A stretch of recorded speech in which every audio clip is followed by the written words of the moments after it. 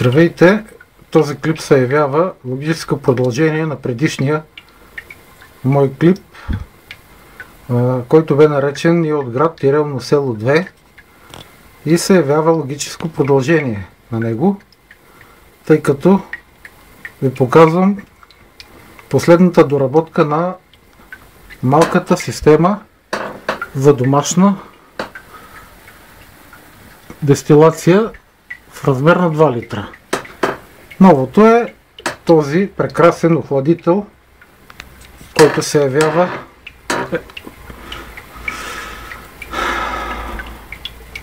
който е проточен охладител. Той е поставен в тръба с диаметър 100 мм и дължина 200 мм. Вътре има два радиатора от радиолампи QBL 3500, които са вързани последователно. Фактически те образуват охлаждащия канал, обхванат с изключително голяма площ от медни ребра. Водата е проточна, влиза с 20 градуса и излиза с 50 градуса, около 10-20 литра на час е консумацията, и охлаждаемата площ мощност на този охладител е над 10 кВт.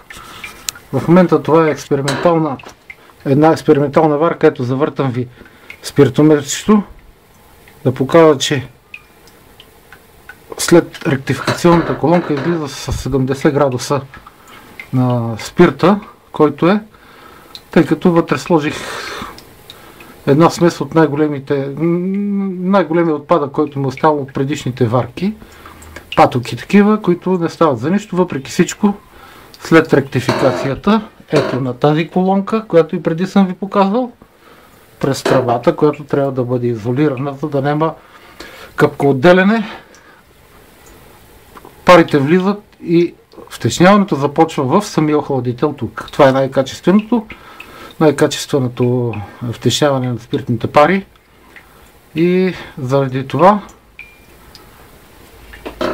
реших да ви покажа това нещо. Ето, виждате, 70 градуса сочи.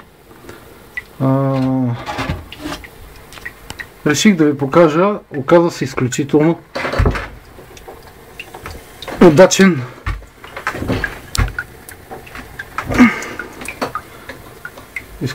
удачен вариант за охлаждане.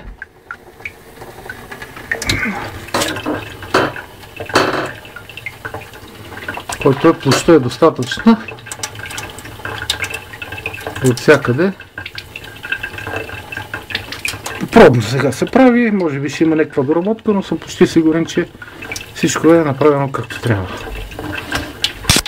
Така, за сега довиждане и дочуване от мен, а по-нататък, като направя нещо ново, ще го видите пак.